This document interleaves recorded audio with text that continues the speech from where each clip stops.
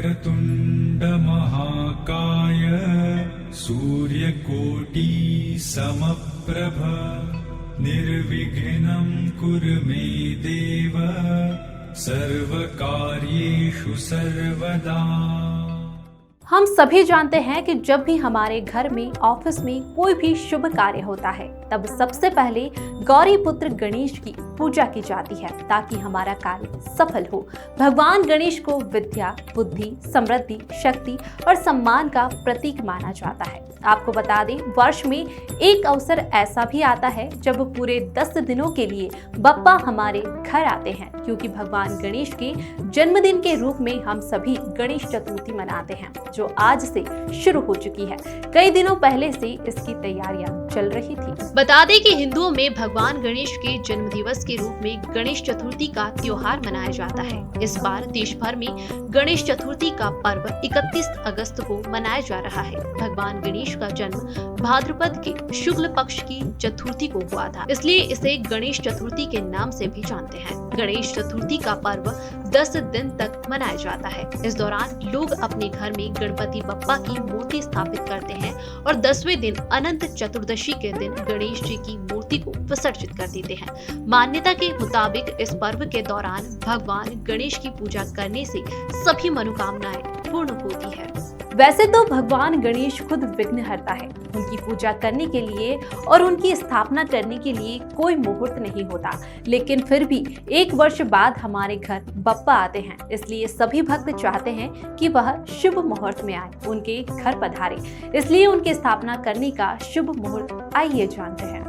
गणेश स्थापना मुहूर्त 31 अगस्त 2022 यानी आज बुधवार को सुबह 11:05 से लेकर दोपहर 1:38 तक। गणेश चतुर्थी के दिन सबसे पहले जल्दी सूर्योदय से पहले उठकर स्नान करें और साफ सुथरे वस्त्र पहने। फिर इसके बाद पूजा का संकल्प लेते हुए भगवान गणेश का स्मरण करते हुए अपने कुल देवता का नाम मन में ले।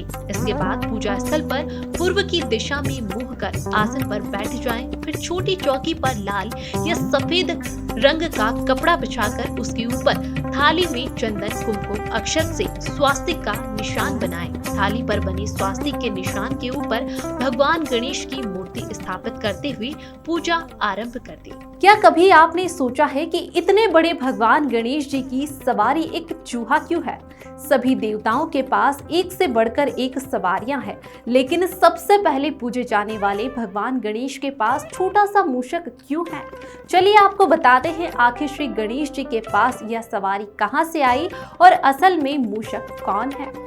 पौराणिक कथाओं के अनुसार मूषक एक अर्धदेवीय और अर्ध राक्षसी प्रवृत्ति वाला नर था।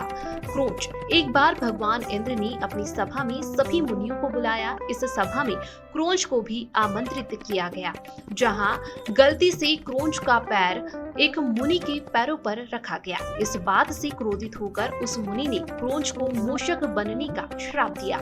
मूषक को काफी घमंड था। घमंडी मूषक ने भगवान गणेश को कहा, मुझे आपसे कुछ नहीं चाहिए, हाँ अगर आप चाहें तो मुझसे कुछ मांग सकते हैं। इस घमंड को देखकर गणेश जी ने मूषक से कहा कि वह उसकी सवारी करना चाहते हैं। मूषक ने उनकी बात मानी और सवारी बनने को तैयार हो गया। लेकिन जैसे ही गणेश जी उस मूषक के ऊपर बैठे, वह उनके भारी भरकम वजन से दबने लगा। मूषक ने बहुत कोशिश की, लेकिन गणेश जी को लेकर एक कदम भी आगे न बढ़ सका। मूषक का घमंड चूर-चूर हो गया और उसने बप्पा से बोला, गणपति बप्पा मुझे क्षमा कर दे, आपके वजन से मैं दबा जा रहा हूँ। इस क्षमा याचना को स्वीकार कर गणेश जी ने अपना भार कम किया और इस तरह से मूषक गणेश जी की सवारी बना। भगवान गणेश को मोदक का भोग लगाया जाता है। मोदक के अलावा गणेश जी को मोतीचूर के लड्डू भी पसंद है। शुद्ध घी से बने बेसन के लड्डू भी पसंद है। इसके अलावा आप उन्हें बूंदी के लड्डू भी अर्पित कर सकते हैं। नारियल, तिल और सूजी के लड्डू भी उनको अर्पित किए जाते हैं। आइए जानते हैं कि आखिर भगवान गणेश हमारे घर 10 दिन के लिए क्यों विराजित होते हैं। पौराणिक कथा के मुताबिक महाभारत की रचना के लिए महर्षि वेदव्यास जी ने गणेश जी का आह्वान किया था।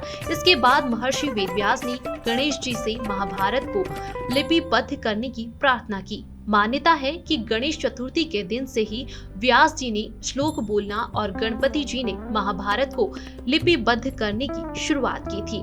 गणेश जी ने शुरुआत करने के 10 दिनों के बाद तक बिना रुके लेखन का काम किया था। कहते हैं कि गणेश जी ने इस वक्त इतना काम किया था कि उन पर धूल और मिट्टी की परत जम गई थी। ऐसे में पूरे 10 दिन बाद यानी अनंत चतुर्दशी के दिन खुद गणेश जी ने सरस्वती नदी में डुबकी लगाकर खुद को स्वच्छ किया था। इसके बाद से ही हर साल 10 दिनों तक गणेश उत्सव मनाया जाने लगा।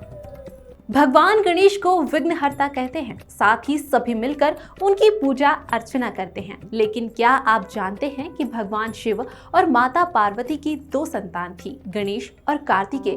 फिर भगवान गणेश को ही क्यों पूजा जाता है, आइए जानते हैं। एक बार की बात है जब सभी देवता बहुत ही मुश्किल में थे, तभी देवगण शिव जी की शरण में अपनी मुश्किलों के हल के लिए पहुँचे।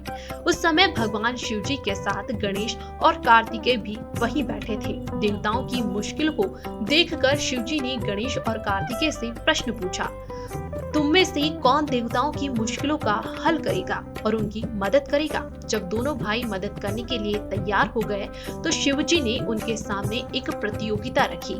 इस प्रतियोगिता के अनुसार दोनों भाइयों में जो भी सबसे पहले पृथ्वी की परिक्रमा कर लौटेगा वही देवताओं की मुश्किलों में मदद करेगा। जैसे ही शिव जी ने यह बात कही, कार्तिकेय अपनी सवारी मोर पर बैठकर पृथ्वी की परिक्रमा करने चले गए, परंतु गणेश जी वहीं अपनी जगह पर खड़े रहे और सोचने लगे कि वह मूषक की मदद से पूरे पृथ्वी का चक्कर कैसे लगा सकते हैं। उसी समय उनके मन में एक उपाय आया। वे अपने पिता शिव जी और माता पार्वती के पास गए और उनकी 7 बार परिक्रमा कर वापस अपनी जगह पर खड़े हो गए। कुछ समय बाद कार्तिकेय पृथ्वी का पूरा चक्कर लगाकर वापस पहुँचे और स्वयं को विजेता कहने लगे। तभी शिव जी ने गणेश जी की ओर देखा और उनसे प्रश्न किया, क्यों गणेश, तुम क्यों पृथ्वी की परिक्रमा करने नहीं गए? तभी गणेश जी ने उत्तर दिया, माता पिता में ही तो पूरा संसार बसा है, चाहे मैं पृथ्वी की परिक्रमा करूं या अपने माता पिता की, एक ही बात है। यह सुनकर शिव जी बहुत खुश हुए और उन्होंने गणेश जी को सभी देवताओं की मुश्किलों को दूर करने की आज्ञा दी। साथ ही शिव जी ने गणेश जी को यह भी आशीर्वाद दिया कि कृष्ण पक्ष के चतुर्थी में जो भी व्यक्ति तुम्हारी पूजा और व्रत करेगा उसकी सभी दुख दूर हो जाएंगे और भौतिक सुखों की प्राप्ति होगी। वैसे तो भगवान गणेश की कई सारी लीलाएं हैं जिनसे आप सभी परिचित हैं। आप सभी को गणेश चतुर्थी की हार्दिक शुभकामनाएं।